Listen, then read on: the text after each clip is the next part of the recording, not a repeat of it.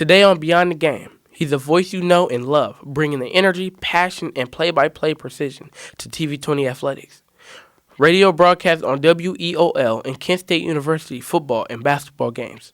Get ready for our insider's perspective on sports, broadcasting, and stories behind the game. Today's guest on Beyond the Game is professional commentator Rob Polinsky. Thanks for coming pleasure. on. Good to be here with you, Shavar. Happy to do it. So one of the questions I wanted to ask you right now is, can you tell us about your journey and how you became a commentator? Okay. Well, first off, I'll just be honest with you guys. You probably tell by the gray beard. You know, I'm 57 years old, so kind of like you, I started in high school. I grew up in Norwalk, which is about 45 minutes west of here. I was fortunate enough that in high school we had a radio station in my hometown, and they needed a guy to, kind of come in and work at the station behind the scenes. I was the guy putting the commercials in. So when I was 17, I got hired. And I did that, and that kind of started my journey. But I was behind the scenes for the first few years. And then, maybe I was 19 or 20, and I started to kind of hang around and show up. And, of course, somebody doesn't show up at a game, so you get thrown in the fire. What helped me at first was I had a younger brother that was 2 years behind me. And so him and all his buddies, I knew them. So when I did their high school game, I didn't have to look at their team. I knew who all those guys were. It was when I had to see the other team made it a little bit tougher. But that's how it started. Do you think this journey was tough coming up? It's gotten tougher, I would think, now. For me, you had those opportunities. I don't know if those opportunities exist now.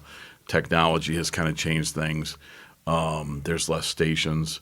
There's a lot of reasons that it might be a little bit tougher. But, yeah, I mean, you make a lot of sacrifices, and to this day you still make sacrifices. So, yeah, I would say it wasn't easy, but it was something I always wanted to do. Okay.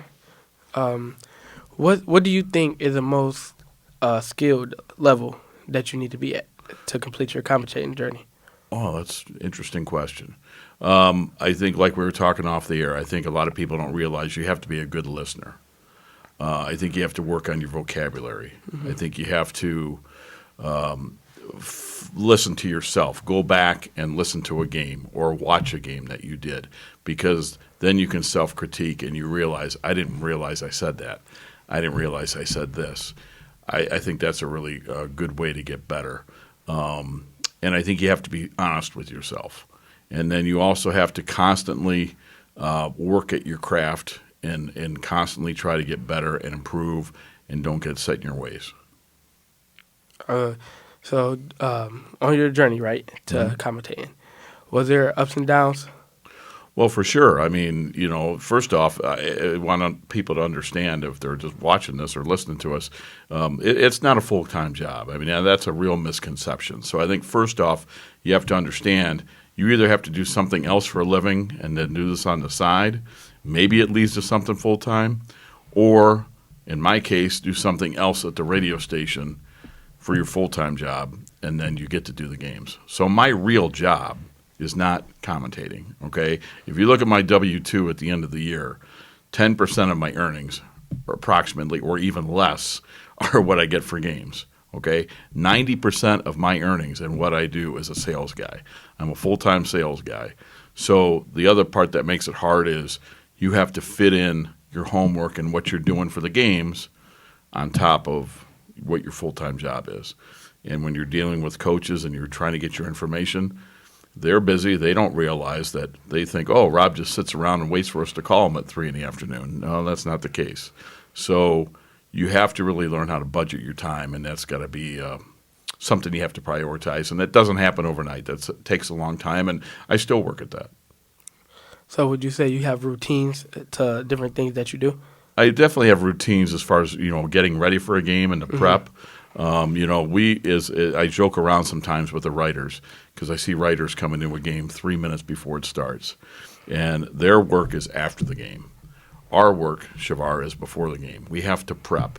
We have to be ready. We have to know the names. We have to know the records. We have to know the coaches' names. We have to know the stats. We have to get all that down if we want to do the job properly, in my opinion. And so our work is preparation, and you have to know how to do it. You have to know what you want to say, what you think the listeners or viewers want to hear, not what I wanted. This isn't for me. It's for the listeners or the viewers. And I think also you have to be aware of always respecting the players. I always look at it this way. Whether it's football or basketball, especially at the high school level, these guys are practicing constantly. You're in high school. You know how much these guys practice. Mm-hmm. If they can put in that amount of time to get ready, why can't I put in this amount of time to get ready, right? And try to do the best job that you can. When you were younger, was there any commentator that you looked up to? You got you interested? Well, I've always liked sports and I've always liked music. So to me, the one place that had sports and music was radio. So radio was, and radio is, I'm a lot older. So for me, radio was a bigger deal back in the day. And radio was kind of like your friend. When we would go to bed, you'd listen to the ball games at night. When you woke up, the radio was there. So yeah, there was certainly, in the Cleveland area, obviously Joe Tate, was a big influence for me. He was the Cavs announcer. He was the Indians announcer back in the day. I loved going up and down that AM dial with the transistor at night and seeing what I could pick up. And WJR in Detroit had Ernie Harwell, who did the Tigers Forever and Ever. So your older listeners or viewers would know that name. He certainly was a big influence. And really, I would listen to anybody do any game and kind of visualize myself or think of what I would say. But also, I think I learned more about what I didn't want to do by listening to people than what I did want to do. Sometimes you can hear people and say, okay, I don't think I would do it that way. Mm-hmm. But you have to be yourself. That's the number one rule. Even if you have influences and people that, kind of you've looked up to, you still, bottom line, have to be yourself. Do you see technology evolving with commentating in the future? Sure. I mean, it already has. During COVID, there were times that I had to do games not at the site, mm-hmm. That we would be looking at a monitor in doing it. And then I think, obviously, because of technology and because of that and expense and just the overall industry trying to cut expenses, it's already happened. And they learned that, you could do the job. Certainly not as well if you're not there, but it can be done. So I think that has something to do with it. And I do think in the future you already see technology on the TV side where, Mr. Pachotti came from. He knows, there used to be a cameraman for every station or two and several report, and that's just not the way it is. So certainly technology has changed things. Yeah. We're going back on last week's game. Mm-hmm. When was that game? Wednesday, Thursday, Friday? Sure. They all run together. But, when it was last week's, right, with Warrensville Heights? Yes. Yes. I had fun. Good. That's the key. I'm glad you had enough time to come with me, not only on my podcast, but, teaching me play-by-play and color commentary. And was it hard for you growing up on commentating, kind of getting used to which one is which? Well, yes, a little bit, and it is also different with radio and TV. So when we're doing TV, the announcer should talk less because the pitcher tells the story. And of course, on TV20, you guys even have the scoreboard in the lower right-hand corner.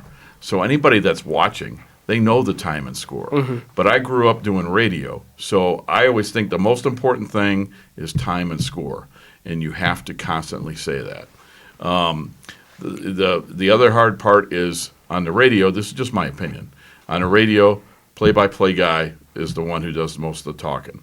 The color guy has to know when to slip in and slip out, make some quick comments, not step on the play-by-play guy, and just get in and get out, and you don't always have to talk.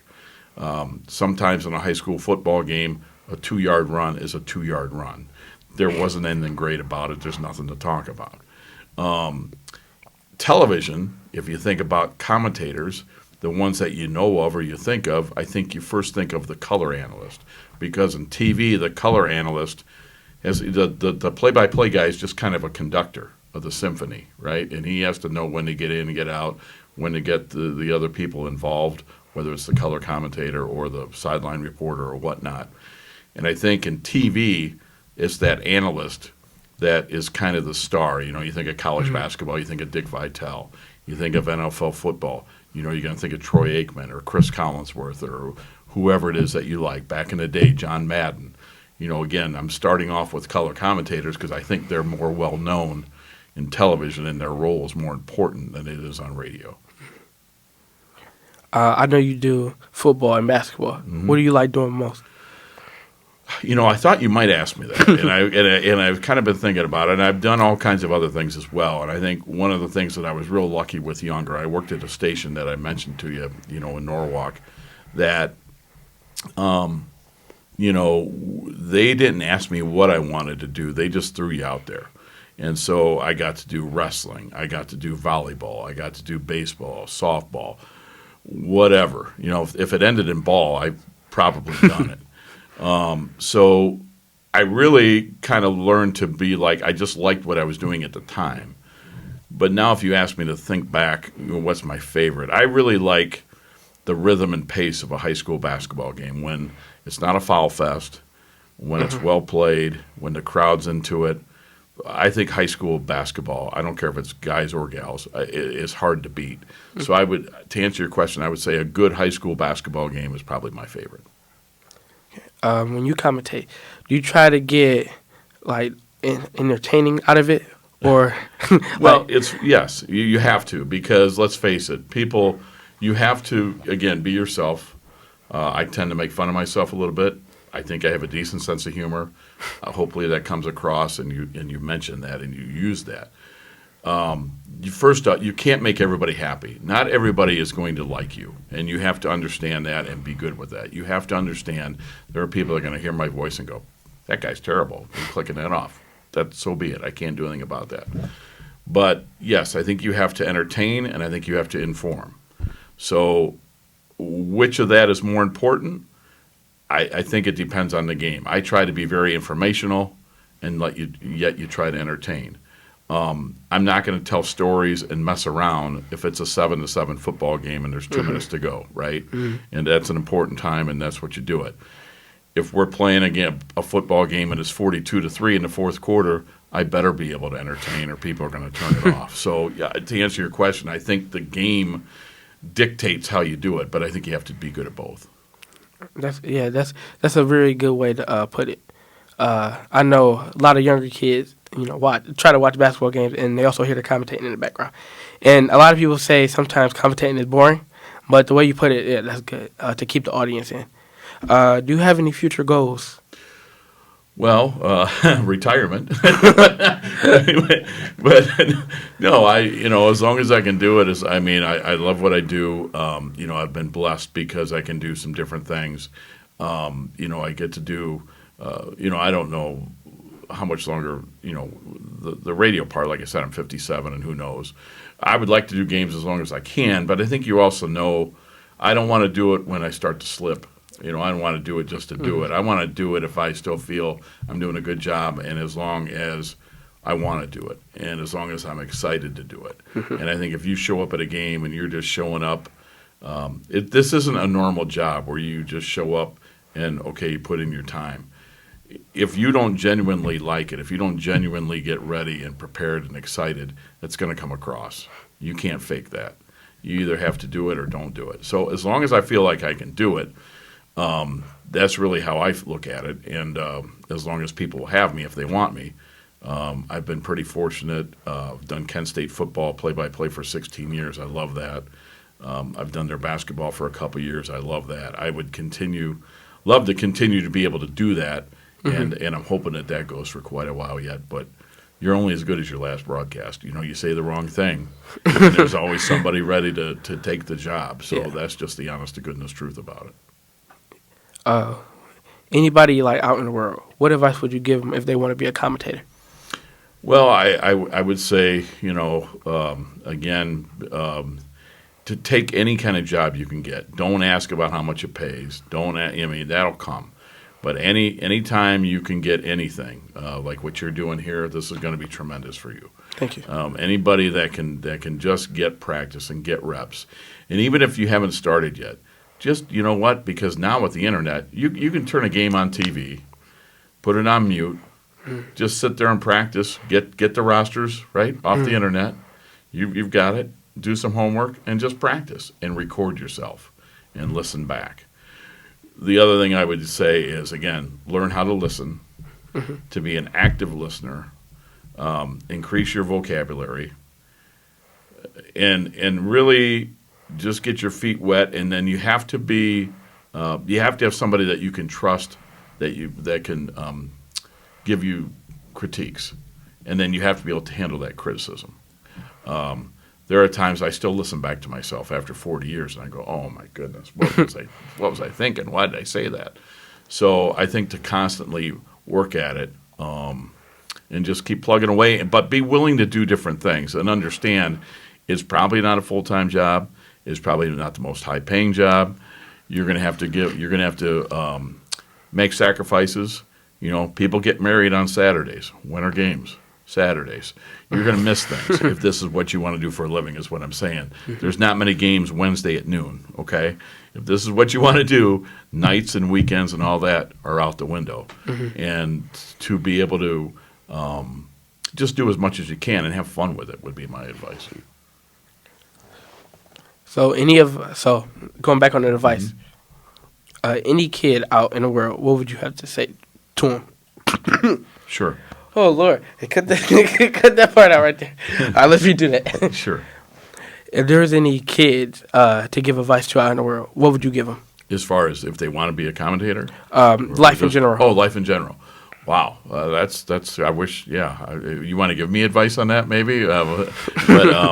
No, I think if you honestly like what you're doing for a living, that makes a heck of a difference. We've all met people, known people.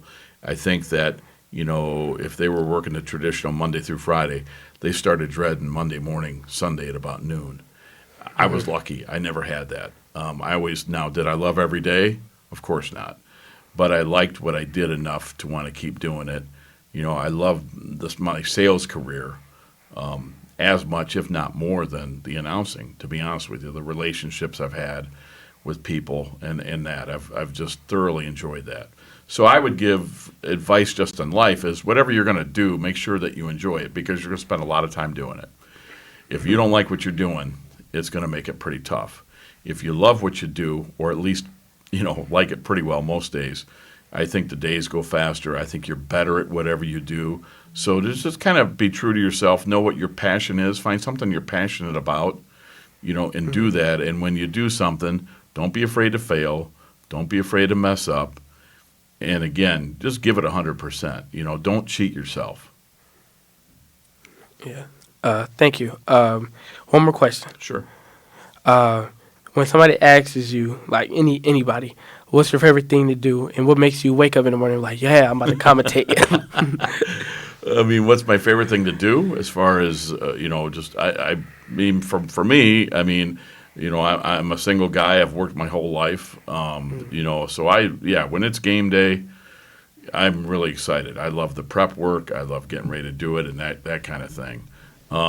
But as far as just whatever you're doing, it's just you stay busy enough, especially for me, because I have to sell during the day.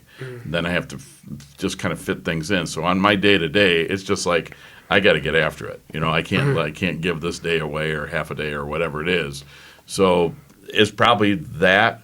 I think also just fear of failure or fear of getting passed by, can kind of motivate you and keep you going and get you going a little bit. Well, thank you. That's all the questions. Thank you for my pleasure. Thank you. Enjoyed it. Thanks very much. Thank you.